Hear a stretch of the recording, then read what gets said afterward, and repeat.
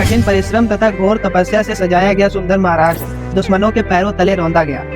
गृहस्थियां बिखर गईं, संहार की पराकाष्ठा हो गई। अति सुंदर सजीले मंदिर और बेजोड़ मूर्तियों को तोड़ फोड़कर उनके ठीकरे ठीकरे कर डाले गए।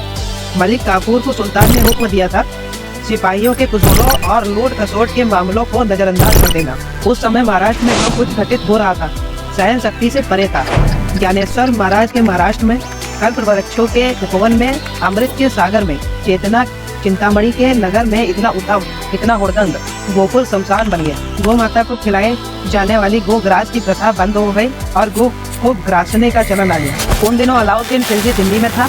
उसने जालोधा की बीमारी हो गई थी। कब्रिस्तान की सरहद के अंतिम छोर पर उसका तंबू था।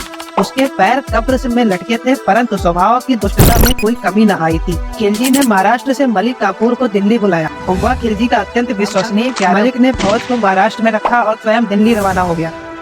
महाराष्ट्र की दुर्गति अभी भी जारी थी। अब सुल्तानी राज था। महानुभाव लिख रहे थे, यह तो मात्र स्वाद है, समग्र भोजन अभी बाकी है। यानी या तो दुर्गति का आरंभ काल है, आगे आगे देखिए होता है क्या। कितने दिन चलेगा यह सब। महाराष्ट्र वासियों के अंदर फूट फूट कर हरा स्वाभिमान, वीरता, पौरुष क्या वाकई खत्म हो गए थे? जवानी का जोश खत्म हो गया था या सारी तरुणाई का ही लोप हो गया था? नहीं, ऐसा कुछ भी नहीं था। सब कुछ जीवित था, परंतु राख के नीचे दबे अंगार की तरह। उन अंगारों में से एक दिन एक अंगार अपनी पूरी दैवता के साथ उठ खड़ा हुआ और उसने बगावत कर दी। उस वीर का नाम था हरपाल देव, राजा रामदेव राय का दामाद। बदले की भावना से वह सुलग रहा था। उसका साथ देने हजारों तलवारधारी उसके आधिपत्य में उसके साथ निकल पड़े। उसने पठानों के खिलाफ बगावत कर दी। देवगिरी पर हमला बोलकर उसने जीत लिया। मलिक काफूर ने जो सेना महाराष्ट्र में छोड़ रखी थी, हरदेवपाल ने उसे परास्त कर दिया। मार काट की सीमा न रही। बचे कुचे पठान डर के मारे दिल्ली की ओर भाग निकले। हरदेवपाल ने खिलजी की सत्ता को उखाड़ फेंका। एक बार फिर महाराष्ट्र स्वतंत्र हो गया। ठीक इसी समय दिल्ली में अलाउद्दीन खिलजी भी अल्लाह को प्यारा हो गया। यह बात है 19 दिसंबर 1316 की। दिल्ली में पठानों ने अपनी परंपरा को जारी रखा, यानी मार काट, खून खराबा शुरू हो गया। सत्ता हथियाने के लिए सभी आपस में कट्टर दुश्मन बन गए। अलाउद्दीन खिलजी के वंशजों की आंखें निकाल ली गयी। वे सभी अंधे हो गए। रामदेव राय की बेटी चेष्टा बंदी, जो अलाउद्दीन खिलजी की बीवी बन गई थी, उसका बेटा कुंवर खान शहाबुद्दीन भी मारा गया। मरते समय उसकी उम्र थी मात्र 6 वर्ष। अलाउद्दीन खिलजी की मौत के ठीक 35वें दिन 22 जनवरी 1317 मलिक काफूर भी मारा गया। यमदूतों से भी भयंकर था मलिक काफूर, लेकिन दिल्ली के पठान उससे भी भयंकर आचरण तथा दिमाग के थे। उन्हीं में से एक बन बैठा बादशाह। उसका नाम था कुतुबुद्दीन मुबारक खान खिलजी। बदले की आग के साथ उसने अपनी फौज के साथ खुद देवगिरी पर धावा बोल दिया। ईस्वी 1318 महाराष्ट्र में फिर से जंग की आग भड़की।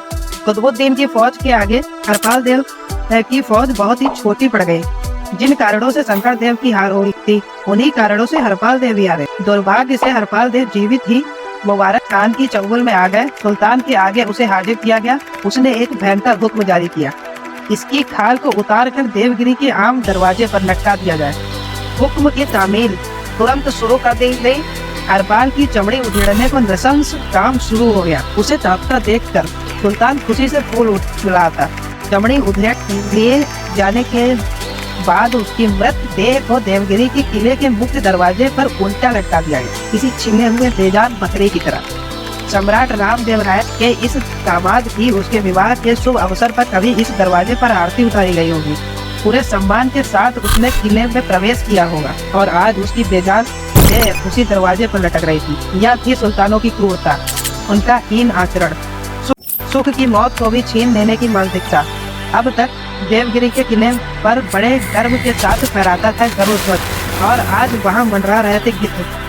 पठानों से बदला लेने की हिम्मत रखने वाला लाल अंतिम अंगार देवगिरी पर अधाय होकर लटका था। उसका जीवन दीप बुझ चुका था। पठानों का चौथा धावा भी सफल रहा। इस युद्ध में फतह के साथ साथ वे अपनी सत्ता का झंडा भी महाराष्ट्र की भूमि पर गाड़ने में सफल हो गए थे। उनकी सत्ता लंबे समय के लिए दृढ़ हो गई थी। महाराष्ट्र के अधिपति बन गए। उनके शासन काल में सूरों का, संतों का, विद्वानों का, पुण्य प्रामाणिक प्रशासकों का, धर्मशील जनों का, सज्जनों का देश गुलामी की जंजीरों में सिसक रहा था। ऐसा क्यों हुआ? क्या कारण थे? महाराष्ट्र में सतगुण एवं समृद्धि थी। अति मजबूत भौगोलिक प्रदेश था महाराष्ट्र।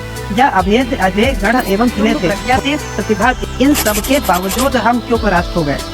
दुश्मन के पास ऐसा क्या था और हमारे पास इस बात की कमी थी। क्यों हम हर बार परास्त होते चले गए? यहाँ विशाल सरहदी पर्वत था, सतपुड़ा थी, मजबूत कतारें थी, समुंदर था, समृद्धि थी, अपार धन था, मजबूत कलाइयों तथा कड़ी छाती के सिपाही थे। फिर भी हम बार बार परास्त होते हैं, आखिर क्यों?